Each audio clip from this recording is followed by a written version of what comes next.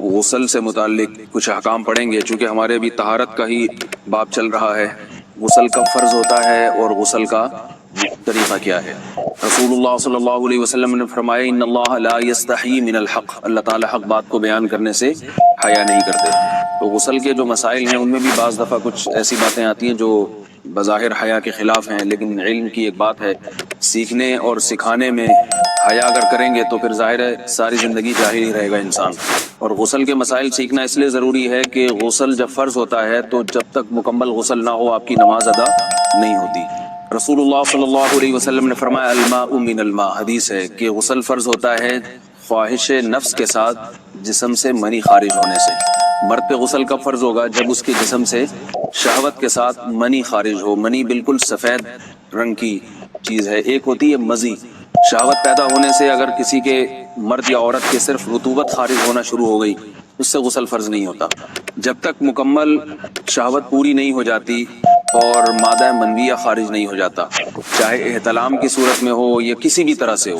مردوں کے ساتھ چونکہ یہ بہت زیادہ ہوتا ہے نائٹ فال کی صورت میں، مردوں پر غسل کی یہ صورت بہت زیادہ فرض ہوتی ہے۔ جیسے ہی بلوغت ہوتی ہے تو احتلام شروع ہو جاتا ہے، ہفتے میں 1 دفعہ 2 دفعہ 3 دفعہ، بعض نوجوانوں کو روزانہ بھی 2 دفعہ ہوتا ہے، جبکہ خواتین میں یہ والے غسل کی صورت بہت ہی کم ہوتی ہے کہ ان کو نائٹ فال ہو یا اس طرح سے غسل فرض ہو۔ ہزاروں میں کسی ایک عورت کے ساتھ ایسا ہوتا ہے۔ ایک صورت تو یہ ہے غسل فرض ہونے کی۔ دوسری صورت کیا ہے کہ جب انسان اپنی زوجہ کے ساتھ ملاپ کرے اور انٹرکورس ہو جائے، چاہے اس صورت میں ڈسچارج دونوں میں سے کوئی ہو یا نہ ہو، لیکن دونوں پہ غسل فرض ہو جائے گا، مرد پہ بھی اور عورت پہ بھی۔ یہ تو مردوں کے غسل کے فرض ہونے کا۔ مردوں کے غسل میں ایک چیز یہ بھی ہے کہ اگر آپ نے رات کو نیند کی اور صبح آپ اٹھے اور آپ نے کپڑوں پہ نشان دیکھا، اب آپ کو یہ پتہ نہیں چل رہا کہ یہ منی کا نشان ہے یا مزی کا ہے، تو بھی آپ پر غسل کرنا فرض ہے۔ یہی سمجھا جائے گا کہ یہ آپ خواب میں ڈسچارج ہوئے۔ عورت پر جو غسل فرض ہوتا ہے ایک اور صورت میں ہوتا ہے کہ جب خواتین کو ایام آنا بند ہو جاتے ہیں، حیض یا نفاس سے جب پاک ہو جائیں تو بھی ان پہ غسل فرض ہے۔ یہ تو غسل کی فرضیت سے متعلق احکام تھے۔ کچھ چیزیں ایسی ہیں جن میں غسل سنت ہے، فرض نہیں ہے۔ جمعہ کے دن غسل کرنا، رسول اللہ صلی اللہ علیہ وسلم نے بہت زیادہ تاکید کی ہے۔ سنت کی 2 قسمیں ہیں، سنت مؤکدہ اور سنت غیر مؤکدہ۔ مؤکدہ وہ ہوتی ہیں کہ جن کو چھوڑنے کا اگر کوئی معمول بنا لے تو گناہ کا خطرہ ہے اور ایسا شخص قابل ملامت ہے، اسے شریعت ملامت کرتی ہے، برا بھلا کہتی ہے۔ تو غسل سنت مؤکدہ ہے ہفتے میں 1 مرتبہ، چاہے جمعے کے دن ہو یا کسی بھی دن ہو۔ جو مسلمان ہفتے میں 1 دفعہ بھی نہیں نہاتا، وہ کتنا ہی نیٹ کلین ہو، مگر شریعت کی نظر میں وہ قابل ملامت ہے، اسے تانے دینے چاہیے کہ شرم نہیں آتی، ہو مسلمان مگر رہتے ہو بھنگیوں اور چماروں کی طرح۔ ملامت تو اسی کو کہتے ہیں۔ اس کی دلیل رسول اللہ صلی اللہ علیہ وسلم نے فرمایا، صحیح حدیث ہے، حق علی کل مسلم ان یغتسل کل اسبوع مرۃ، کہ ہر مسلمان پر لازم ہے کہ وہ ہفتے میں کم از کم 1 مرتبہ غسل کرے۔ ہر مسلمان پر لازم ہے، چاہے اس پہ غسل فرض نہ بھی۔ اور کس دن بہتر ہے؟ جمعہ کے دن۔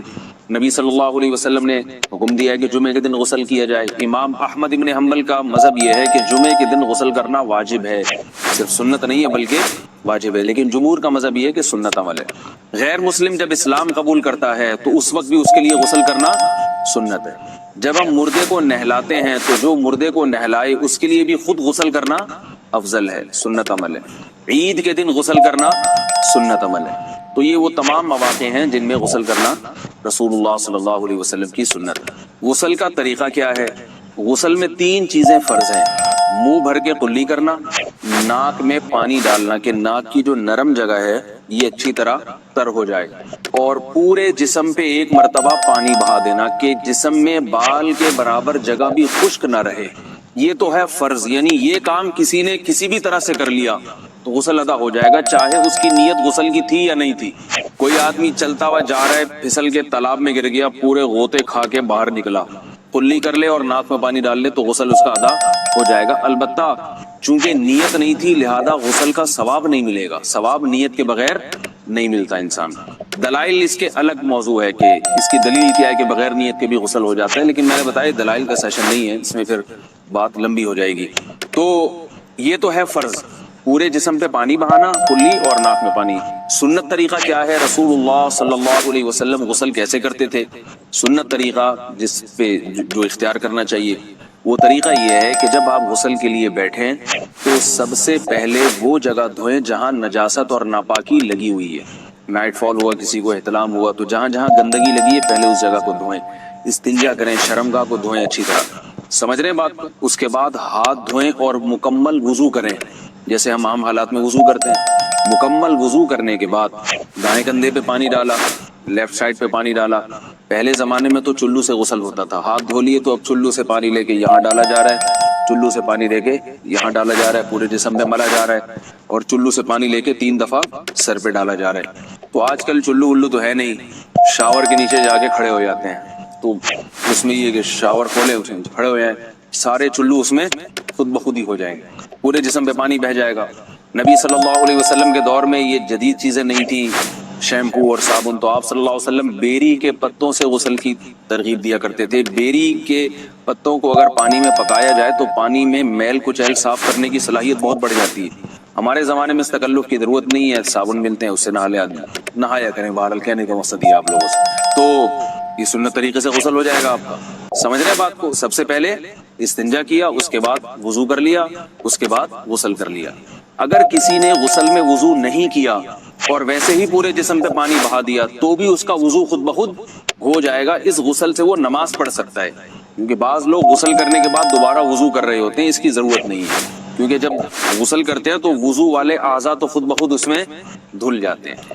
یہ ہے غسل کا طریقہ.